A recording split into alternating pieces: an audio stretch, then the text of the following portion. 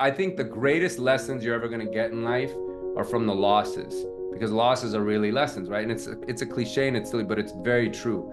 If I took, because the world championships at that time were happening every 2 to 3 years. So 2007, I won. The next one was in 2010. It was in Korea. I sat that one out because I didn't think I would necessarily compete again. My sister was getting married that year.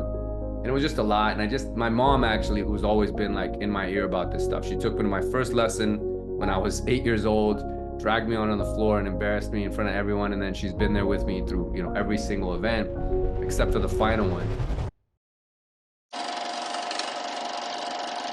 You are a champion Taekwondo coach, and of course you fought for many years. And I just this is such an exciting thing to have you on Wealth on the Beach Club, and a Wealth on the Beach podcast today. And we're just excited because look, for the last 4 or 5 years, man, I wanted to get to know successful people. I just wanted to get to know people with awesome stories about success, and even having some failures. We're going to talk about some of your failures today, and some of the challenging times, because anybody could look at Instagram and say, oh my God, they're so successful, everything probably always went right for them. And it's just that's not real, and that's not life. And so when you did win in 2007, when you knew you were the champ of the world, how did that feel, man? It's so strange. And I appreciate you, saying all that stuff, man, and even researching it. It means a lot. I was just literally going back to that moment this morning when I was at the gym and I was working out. I try and do at least one Taekwondo workout a week. It's just good for the brain, and mixing it in with everything else. But I always channel and go back to that moment in 2007. And that's funny. And then you're asking me about it today. It was a culmination of everything. There's a wave of emotions. There's shock. There's a little bit of disbelief. Then there's also this like full circle moment of like your childhood dream. Because every kid who watches sports, and you're a big fan of sports, everybody who is enamored by competition and the game, if you will, they always envision what would it be like to be on a podium and have my national anthem played and a medal placed around my neck, right? Like, and then I'm like, shit, it's actually going to happen. Like, I'm going to do it. I'm going to get to hear, the national anthem, like Stars and Stripes all day. So this is great. So it was a wave of everything, but it's something you don't forget. The joke, you never forget your first. The second one meant more, but the first was so impactful because it unlocked all of this growth and possibility from there.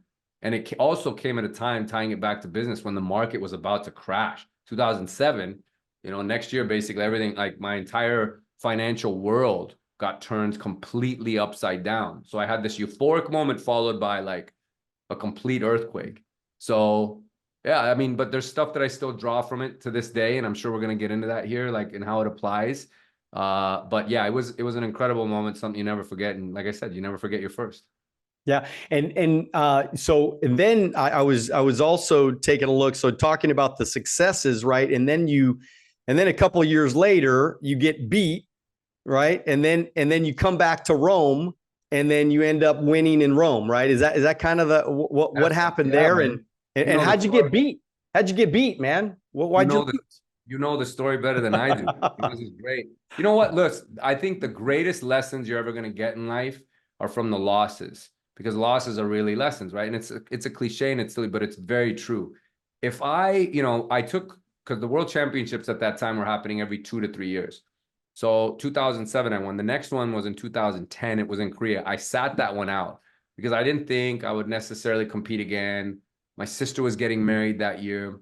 And it was just a lot. And my mom actually, who's always been like in my ear about this stuff, she took me to my first lesson when I was 8 years old, dragged me on the floor and embarrassed me in front of everyone. And then she's been there with me through, every single event, except for the final one.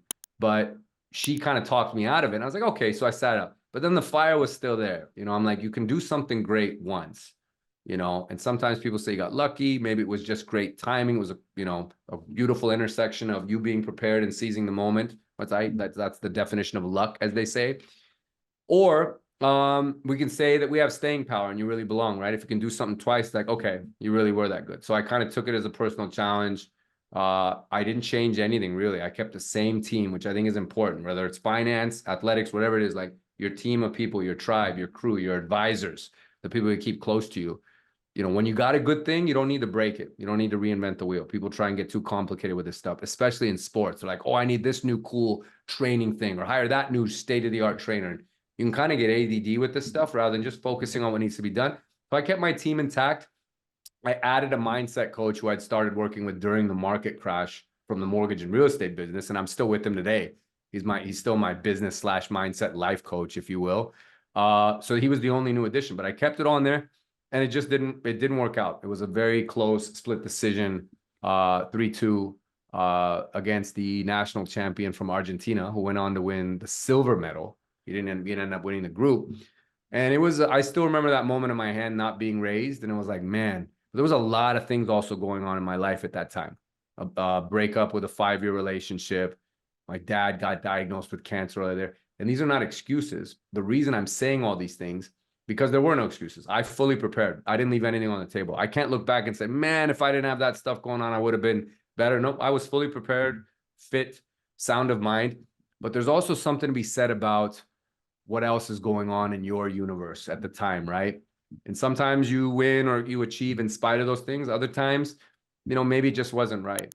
But that loss ended up being the best thing that happened to me, because if I had just won and said, I'm good here, you know, never actually experienced what it's like to recalibrate yourself, or what I call the Rocky 3 moment, where he had to kind of, you know, he got nearly killed by Clubber Lang, his manager died, and then he had to put himself back together again in some unlikely of circumstances, but he came back so much better. That 2.0 version was so much better. So I kind of saw, like, the moment I lost, it was in my head. I'm like, no, we're not done, because I was planning to retire right after that one. My goal was like, we're going to win another one. We'll be done. I'll kind of get, you know, cement myself as somebody who belongs, 2 gold medals, and then we're it. But, you know, gold medal and then no medal. I was like, okay, so we got to win and we got to lose. There's only one way to break this, right? And find out. So the moment for Rome actually kind of started happening right then, even though I didn't know it was in Rome. And there's a very special story behind why Rome became so inspiring, which I can get into later. But yeah, the loss was the greatest thing that happened, and then started moving forward, which was just 2 years later. And then everything came full circle in Rome, which is still one of my favorite cities in the world. If you like this video and you want to watch another one, click right here.